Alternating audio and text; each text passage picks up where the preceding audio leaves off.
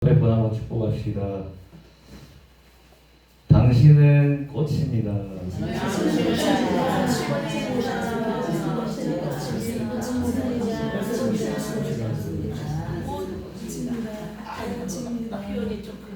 꽃.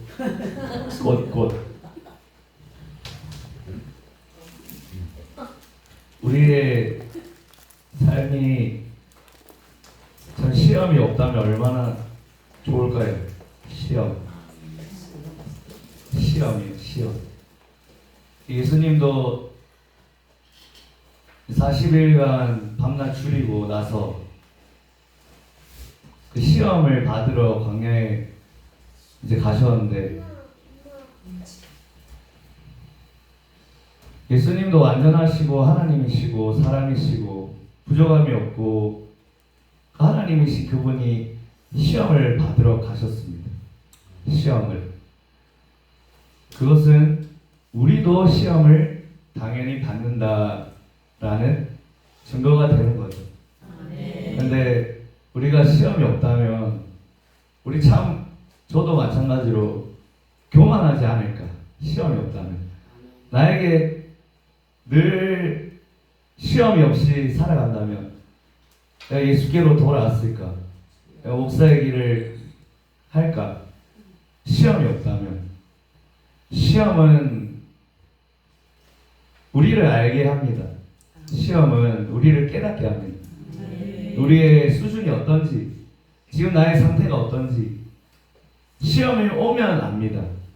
내가 말로는 믿음을 잘 지키고 말로는 하나님 사랑, 영혼을 사랑하지만 시험이 오면 나의 성적을 아는 거죠. 시험은 우리의 모습을 보게 하는 것입니다. 예수님이 3가지 시험을 받으셨습니다. 첫 번째로 무슨 시험을 받았죠? 네, 너무 잘 알죠, 이걸. 주일학교 설교에 늘 나오는 그런 돌덩이를 뭐 한다고요? 떡덩이. 돌들로 떡덩이. 예수님이 할 수 있습니다. 할 수 있습니다. 돌 없이도 그냥 떡을 만들게 하실 수 있는 우리 예수님이십니다. 근데 우리 예수님은 떡을 만들지 않으셨습니다.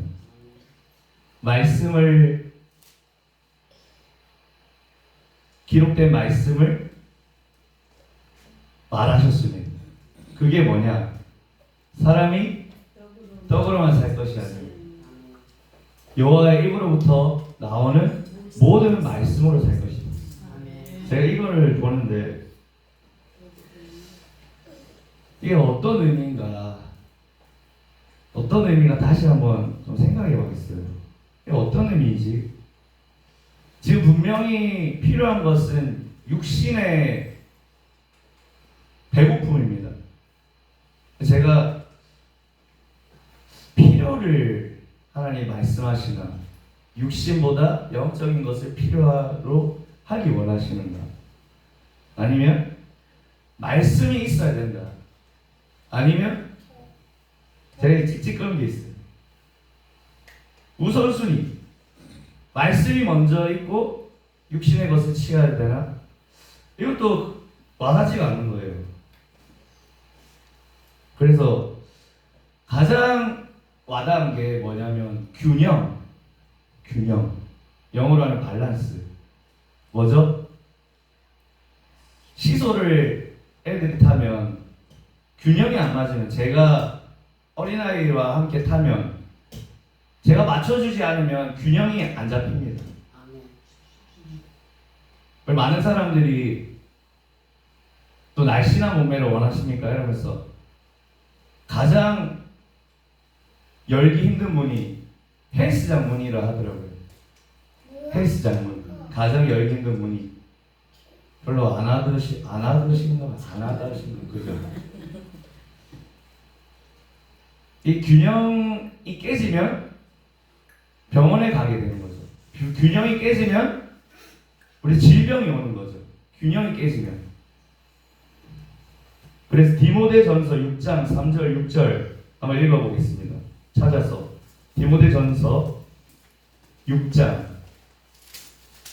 신약 341쪽 디모데전서 6장 3절에서 6절 말씀.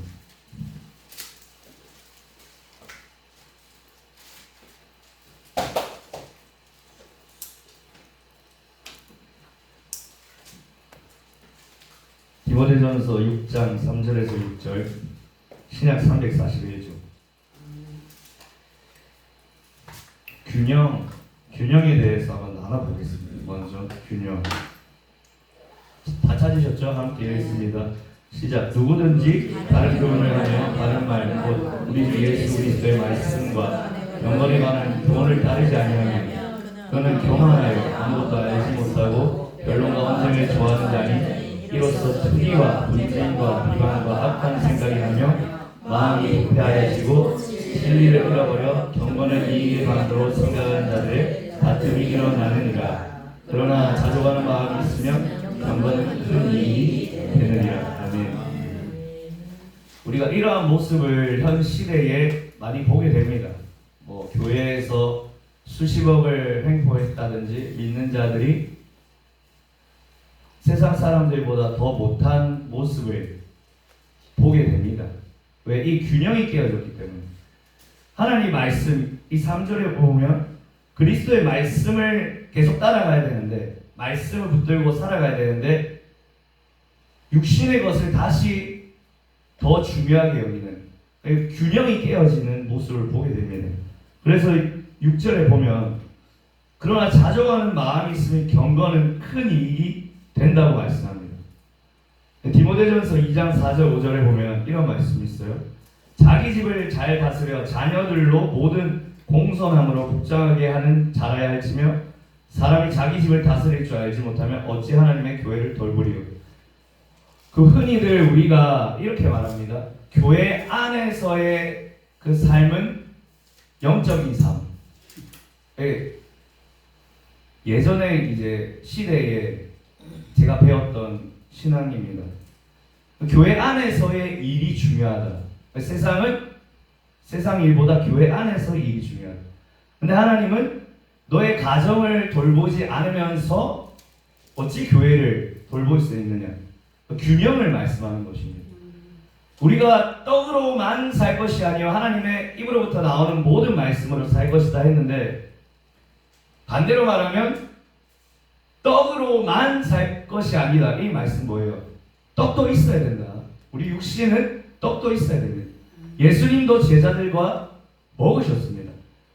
예수님도 죄인들과 함께 육신을 위해서 먹으셨습니다. 때론 금식이 필요합니다. 하지만 균형이 있어야 됩니다. 균형이 있지 않으면 깨어집니다. 잘못되게 우리가 우리의 모습으로 살아갈 수가 있다는 것입니다. 이것이 중요하고 저것이 안 중요하고, 세상의 일들이 중요하지 않고 교회의 일만 중요하고, 교회의 일은 뒤처지고 세상에서의 삶만 중요한 것이 아니라 세상에서 우리가 만나는 사람도 중요하고 교회 안에서의 우리의 만나는 공동체도 중요한 것입니다. 우리의 교회 안에의 식구들도 중요하지만 주님은 가정에 있는 사람들도 중요하다라고 말씀합니다. 이것이 균형입니다. 사람이 떡으로만 살 것이 아니요 하나님의 여호와 입에 나오는 모든 말씀으로 살 것이다. 균형입니다. 저는 여러분의 우리의 가는 길이 균형 잡힌 신앙이 되기를 간절히 축복합니다. 교회 안에만 거룩한 것이 아니라 이 거룩함을 세상으로 가져가는 것, 교회 안에만 거룩한 것이 아니라 이 거룩함을 세상에 보여주는 것, 이 거룩함을 교회 안에 내 안에만 가지고 있는 것이 아니라 가정의 거룩함을 가지고 가는 것, 균형 잡힌 우리의 믿음의 걸음이 되기를 축복합니다. 신명기 6장 6절 9절에 이런 말씀이 있어요. 오늘 내가 네게 명하는 이 말씀을 너는 마음에 새기고 내 자녀에게 부지런히 가르치며 집에 앉았을 때든지 길을 갈 때든지 누워있을 때든지 일어날 때든지 이 말씀을 강론할 것이며 너는 또 그것을 내 손목에 메어 기호를 삼으며 내 미간에 붙여 표로 삼고 또 내 집 문설주와 바깥문에 기록할지니라. 아멘. 네. 보통 믿는 집에 자녀가 있으면 그러한 사람들이 있습니다. 교회에서 우리의 아이의 신앙을 책임져 주겠지. 이게 맞아야 틀려요. 교회에서 우리 전도사님이 우리 자녀의 신앙을 책임져 주겠지. 교회만 보내면 돼. 성경은 결코 그렇지 않다라고 말씀합니다. 너가 어디에 있든 무엇을 하든 부지런히 너의 가정 안에 자녀에게 가르치라고 말씀합니다. 이 균형입니다. 균형. 가정에서의 내가 해야 될 일이 있고 교회에서 해야 될 일이 있습니다. 균형입니다. 결코 우리의 신앙이 한쪽으로 치우쳐서는 결코 안 된다는 것입니다. 아멘이시죠? 아멘. 무엇을 하든지 어디에 있든지 그것을 너의 손목에 메고 이마에 붙이고 문설주에 바르고 어디에 있든 하나님 말씀을 가르치라. 자녀에게 너의 존재는 그 말씀을 가르치는 것. 교회에서만 하는 것이 아니라 우리의 삶 가운데 끊임없이 자녀에게 보여주는 균형 잡힌 삶, 이러한 삶이 되기를 축복합니다. 네. 신명기 8장 한번 가보겠습니다. 신명기 8장. 아는 말씀이죠. 아는 말씀 나누고 있습니다. 신명기 8장 3절 4절 구약 274쪽입니다.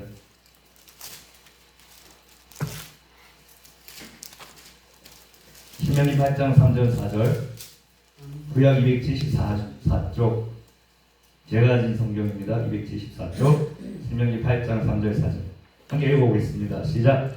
너를 낮추시며 너를 줄이게 하시며 너도 알지 못하며 내 조상들도 알지 못하던 만나를 내게 먹이신 것은 사람이 떡으로만 사는 것이 아니요 여호와 입에서 나오는 모든 말씀으로 사는 줄을 내가 알게 하려 하심이라. 이 40년 동안에 내 목이 헤어지지 아니하였고 내 말이 부르지 아니하였느니라. 아멘. 오늘 이 말씀이 예수님께서 시험 당할 때 선포하신 말씀이죠. 근데 3절 말씀에 떡으로만 사는 것이 아니요 여호와 입에서 나오는 말씀이다. 이것에 그치는 것이 아니라 4절에 40년 동안 내 의복이 헤어지지 아니하였고 내 말이 부르트지 아니하였다. 이게 바로 균형입니다. 너의 옷을 내가 함부로 하지 않았다. 너의 육신의 삶도 내가 너에게 존중을 했다. 이 균형입니다. 하나님께서 말씀하신 균형입니다. 영적인 것은 하나님의 말씀으로부터 우리가 배워야지 영적인 것입니다.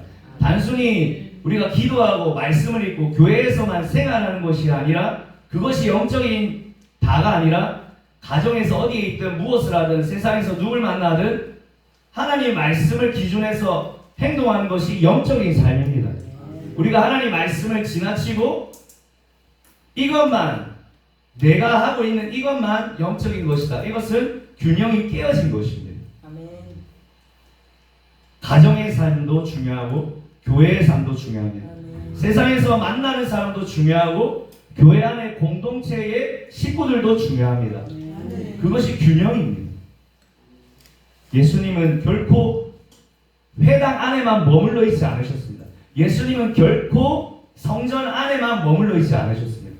세상에 있는 창녀들과 친구가 되었고 세상에 있는 죄인들과 친구가 되었고 세상에 있는 세리와 같은 인간 취급 받지 못하는 사람들과 친구가 되셨습니다.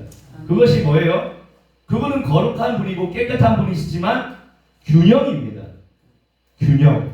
그들은 대제사장, 바리새인들, 사두개인들 그런 사람들만 어울리지 않았습니다. 그 예수님은 우리가 믿는 예수님, 우리가 따라가는 예수님, 균형 잡힌 우리의 모습이 되기를 간절히 축복합니다. 요한복음 2장을 한번 가보겠습니다. 요한복음 2장. 요한복음 2장.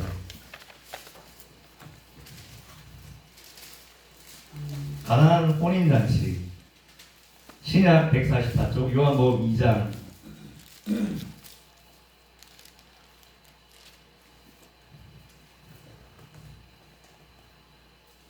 5절만 읽겠습니다. 5절 시작. 그의 그의 어머니가 하인들에게 이르되 너희에게 무슨 말씀하시든지 그대로 하라 하니라. 아멘. 이들에게 잔치가 혼인 잔치가 있었습니다. 너무나 행복했고 너무나 기뻤고 육신의 그 즐거움을 만끽했습니다. 육신에 더 이상 부족함이 없었습니다. 근데 그들에게 포도주가 떨어졌습니다. 왜 포도주가 떨어졌습니까? 그들에게 말씀이 없었기 때문에.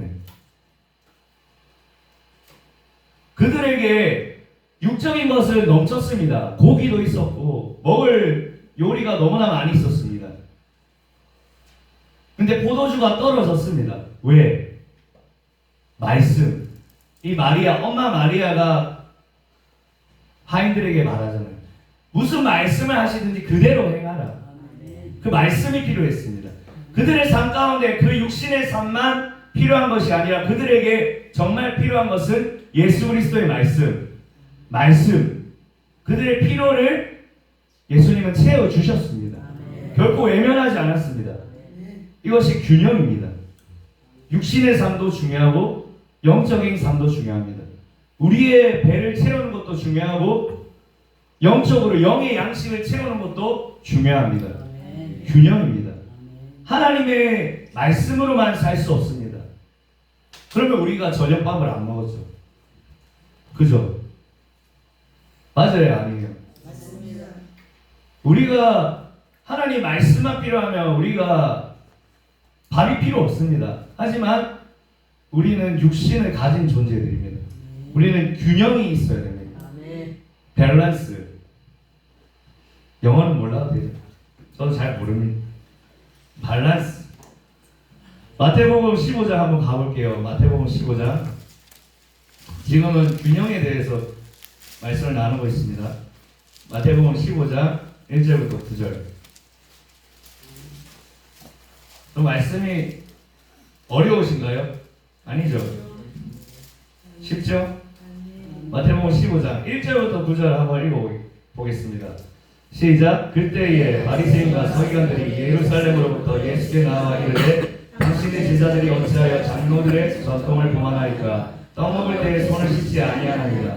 대답하여 이르시되 너희는 어찌하여 너희의 전통으로 하나님의 계명을 범하느냐? 하나님이 이르셨을 때 내 부모를 공경하라 하시고 또 아버지나 어머니를 비방하는 자는 반드시 죽임을 당하리라 하셨거늘 너희는 이르되 누구든지 아버지에게나 어머니에게 말하기를 내가 드려 유익하게 할 것이 하나님께 드림이 되었다고 하기만 하면 그 부모를 공경할 것이 없다 하여 너희의 전통으로 하나님의 말씀을 해하는도다. 외식하는 자들아 너희 이사야가 너희에 관하여 잘 예언하였도다. 일렀을 때 이 백성이 입술로는 나를 공경하되 마음은 내게서 멀도다. 사람의 계명으로 교훈을 삼아 가르치니 나를 헛되이 경배하는도다. 아멘. 예수님이 말씀하시죠. 하나님께 드리기만 하면 부모님께 드리지 않아도 된다. 이것을 그들에게 맞다라고 하지 않습니다. 그것은 잘못됐다고 말하는 것입니다. 마땅히 하나님께 잘하는 자는 부모님에게 해야 된다. 마땅히 우리 영적인 공동체 안에서의 식구들에게 잘하면 마땅히 세상 사람들에게도 잘해야 된다. 이 말씀이죠. 결코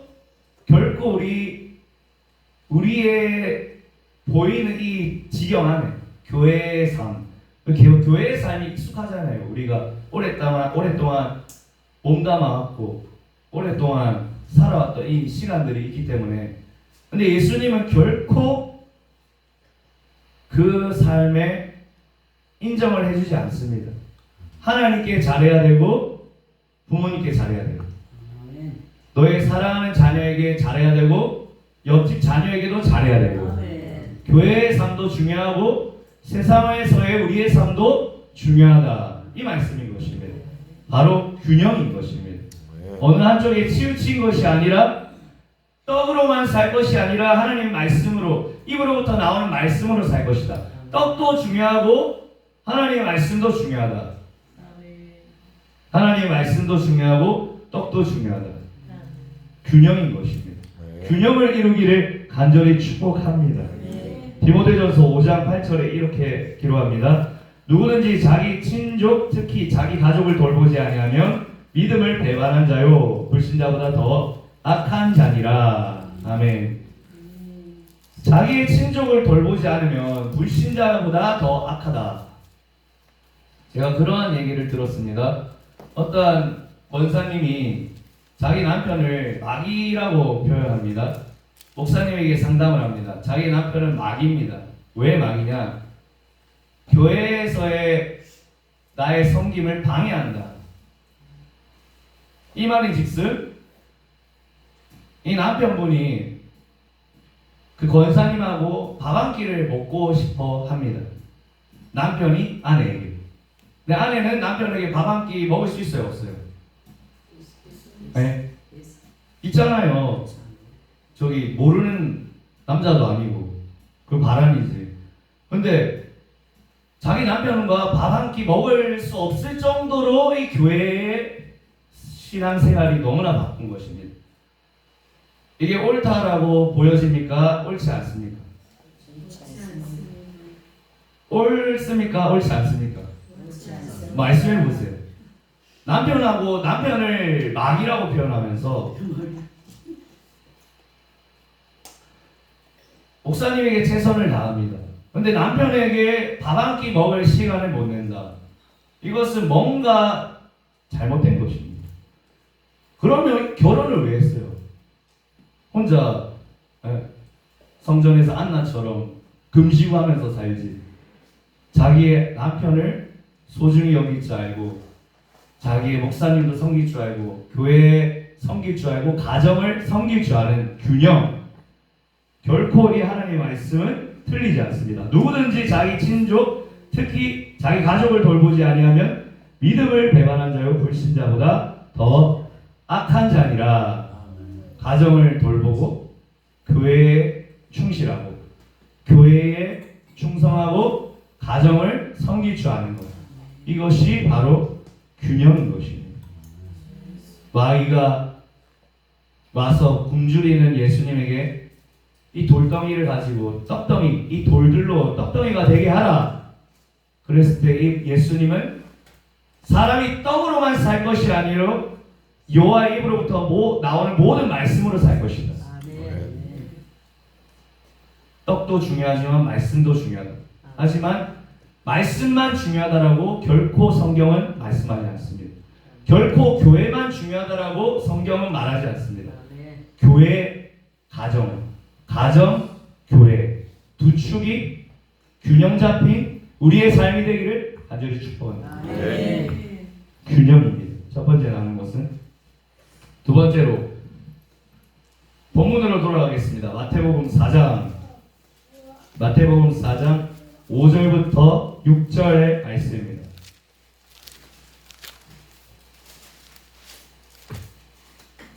마태복음 4장 5절에서